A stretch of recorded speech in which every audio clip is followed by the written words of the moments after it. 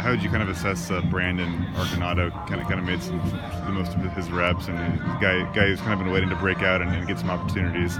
But what did you see from him on Saturday? Yeah, did some good things. I mean, again, sometimes you don't, game like that with the weather, you don't get a bunch of balls, but he did the most with the one throw he had, so and scored. So he's doing good. He's practiced well and coming along, and he's the epitome of kind of working.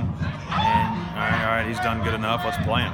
So it's been good to see. Is it gratifying to see kind of where he started during the spring? I know you guys wanted to get some of the younger guys some opportunities, and he's kind of just hung in there and still getting the reps. And, progressively climbing up the depth chart. Yeah, and again, he knows. It's funny. A year ago, he's made some blocks I didn't think he'd make. He's got to grow. He has grown.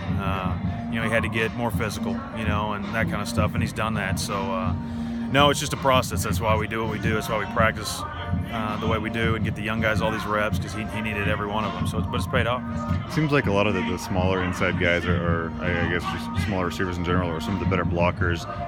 Rob Lewis was a great blocker, and Renard's been kind of praised by you guys. What do you think about it with the little guys being able to do that so well? Yeah, I think it's more just maybe it's just a coincidence. I don't know.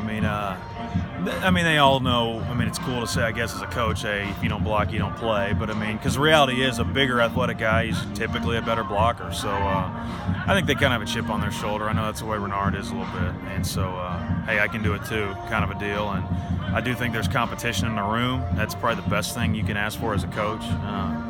A few years ago, I think certain guys probably knew they were going to play, and so I think they're just working at their craft a little bit better, so that makes you a better player. Some of your guys' best, offensive passing games have come against Arizona the last few years. What do you think about it? Is it part of their scheme that allows you guys to throw the ball so well and be so efficient against them? Or? I think we've just been fortunate. I was only here last year. It was my first year, and so Luke was on, and I think we did some good things. I just know on film they're just way better than they were last year, and so playing faster, more confident, and harder. And so I don't know. It'll be a challenge, but hopefully we can keep it going. You guys playing in some of these dry heat kind of environments. Do you think the ball floats a little better and flies through the air a little easier? Did you notice that at all? I was there for 5 years in Tucson, and I loved the weather down there. And again, it's funny. Most of our guys, all of our top two deep, are either from Florida, California, or Louisiana, and so they'll be happy just cause. But I guess when you compare it to what we had last week here, it'll fly a little bit better, and so we're excited about that. Would you see Thursday night football tonight? Guys playing hard. Guys did some good things, and so we'll keep working through that. Is Travell still kind of standing out in these scrimmages? Or I thought him and Esau both played well on the inside tonight, and I've told them they should. They're two of the more talented guys out there. So and they're doing great.